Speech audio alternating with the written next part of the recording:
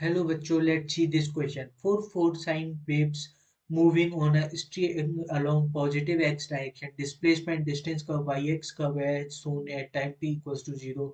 In the right column, expression for the y as function of distance x and time t. For sinusoidal waves are given. All terms in the equations have their usual meanings. Correctly match y x curve with corresponding equation. तो इस question में हमारे पास चार graph दे रखे हैं और हमें column one में और चार ही इक्वेशन दे रखी है हमें कॉलम टू में। तो हमें ये पता करना है कि कोई कौन से कॉलम वन में किस ग्राफ की क्या इक्वेशन होगी। तो हम सबसे पहले फाउंड करें टी इक्वल्स टू जीरो पर हमारी जो ए की इक्वेशन आएगी वो हो जाएगी Y equals to T equals to zero पर A cos minus K X, क्योंकि टी जीरो तो ओमेगा टी जीरो यहाँ से हमें यहाँ से मिल जाएगा वो मिल जाएगा ए कॉस के एक्स हमें यहाँ से मिल गया वो मिल गया, क्योंकि cos cos theta equals to cos minus theta होता है, cos minus theta equals to cos theta होता है, इसलिए ये हमारे पास इक्वेशन आ गई।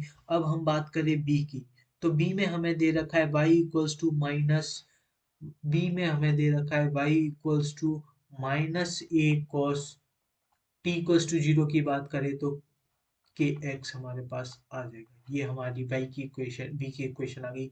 सी की हम इक्वेशन की बात करें तो सी की इक्वेशन हमें दे रखी है वो दे रखी है Y equals to A sine omega T T equals to zero पर हम बात करें तो वो जीरो हो जाएगा A sine minus K X हो गया। और यहाँ से हमारे पास जो आई इक्वेशन वो आ जाएगी ए sine minus A sine K X, क्योंकि जो साइन माइनस थीटा होता है वो साइन थीटा होता है, sine minus theta equals to sine theta, ये हमारे पास रिजल्ट होता है। अब हम बात करें डी की बात करें हम तो हमारे पास डी में दे रखा है y equals to A sine K X आ जाएगा हमारे पास ओमेगा टी से ओमेगा टी जीरो टर्म हो जाएगी, तो हमारे पास ये आ जाएंगे। अब हमें देखना है ग्राफ में। अब हम अगर t इक्वल्स टू जीरो की बात करें, अगर हम अब x इक्वल्स टू जीरो पर देखें, x इक्वल्स टू जीरो पर ग्राफ की क्या कंडीशन होगी हमें ये देखें, तो x इक्वल्स टू जीरो पर जो a होगा वो हो जाएगा y इक्वल्स टू a, क्योंकि cos zero equals to one होता है तो y इक्वल्स टू a हो जाएगा cos जीरो पर। तो y इक्वल्स टू ए हमारे पास जो आ रहा है वो आ रहा है सेकंड पार्ट में, यानी कि हमारे लिए सेकंड पार्ट के लिए जो बेस्ट फिट ऑप्शन है वो है ए। अब हम बी की बात करें तो x इक्वल्स टू जीरो पर जो v होगा वो होगा y equals to minus A, Y equals to minus A. तो जो y equals to minus A हो रहा है वो हो रहा है हमारा y equals to minus A हो रहा है वो हो रहा है फोर्थ में, y इक्वल्स टू माइनस ए हमारा हो रहा है वो हो रहा है फोर्थ में, तो फोर्थ के लिए बी ऑप्शन करेक्ट हो जाएगा। सी में अब x इक्वल्स टू जीरो की बात करें तो वो हो जाएगा y equals to minus A sine K zero, यानी कि जीरो से पास होगी लेकिन नेगेटिव से आ रहा होगा, वो आ रहा हो नेगेटिव से हमारा ग्राफ इंक्रीज हो रहा होगा, यानी कि हमारा जो हो जाएगा वो हो जाएगा फर्स्ट।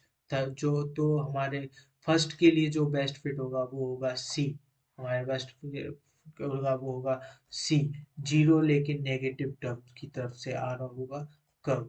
और हमारे लिए जो y इक्वल्स टू तो हमारे लिए जो डी ऑप्शन दे रखा है वो दे x इक्वल्स टू जीरो हो जाएगा y equals to A sine K X, यानी कि साइन जीरो ये हो जाएगा हमारा ए, लेकिन ये आ रहा होगा पॉजिटिव की तरफ से, तो हमारा जो कर्व होगा ये हमारा यहाँ पर जीरो पॉइंट है तो थर्ड के लिए जो हो जाएगा वो हो जाएगा डी।